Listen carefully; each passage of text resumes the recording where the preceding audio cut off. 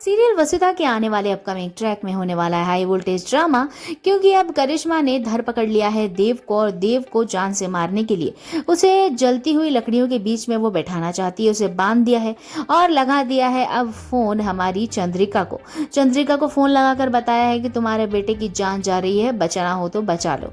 अब बेचारी चंद्रिका दौड़ी दौड़ी भागती है ऑन द स्पॉट, लेकिन फोन लगा देती है वसुधा को और कहती है कि वसुधा तुम सही थी, लेकिन अगर मैं ना जिंदा बच पाऊं तो मेरे चौहान हाउस का ध्यान अब तुम्हें ही रखना है। लेकिन दोस्तों अब देखना काफी मजेदार तो ये होगा कि वसुधा चाल खेलती हुई एक डब्बे में पैक होके पहुंचेगी उस स्पॉट पे जहां पे करिश्मा ने पकड़ रखा है देव और चंद्रिका को।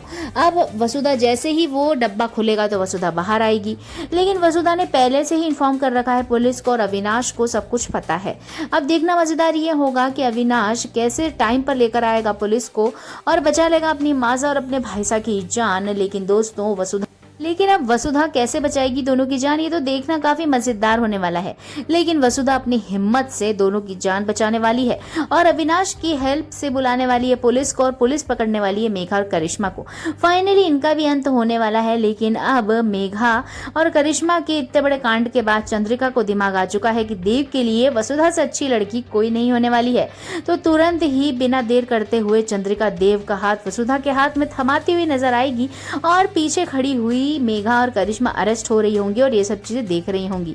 लेकिन वो अभी भी धमकी देकर जाएंगी कि हम तुम्हें छोड़ेंगे नहीं, चौहान हाउस को बर्बाद करने एक बार फिर हम आएंगे। लेकिन दोस्तों अब देव और मेघा के बीच में जो भी रिश्ता था वो तो टूट चुका है। अब देव वसुधा के लिए पूरी तरीके से अवेलेबल होता हुआ नजर आने वाला है। तो अब फाइनली हम वसुधा और देव की लव लाइफ देखने वाले हैं। बहुत ही शानदार रिलेशनशिप आपको देखने को मिलने वाली है। लेकिन सीरियल में सब कुछ अच्छा हो ऐसा कैसे हो सकता है, क्योंकि बहुत जल्द ही ये सब तो अच्छा दिखने ही वाला है। चौहान हाउस सब कुछ नॉर्मल हो जाएगा, चंद्रिका भी नॉर्मल हो जाएगी और वहीं पे अब देव और वसुधा की शादी की बातें गूंजने लग जाएंगी।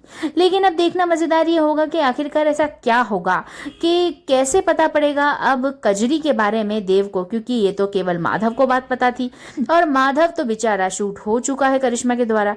कहीं ऐसा ना हो कि माधव फिर से रेस्क्यू होकर आ जाए और बता दे देव को ये बात कि जिस कजरी से वो प्यार करता है वो और कोई नहीं वसुधा ही है। इसके होने के बाद तो इन दोनों की शादी होना निश्चित है।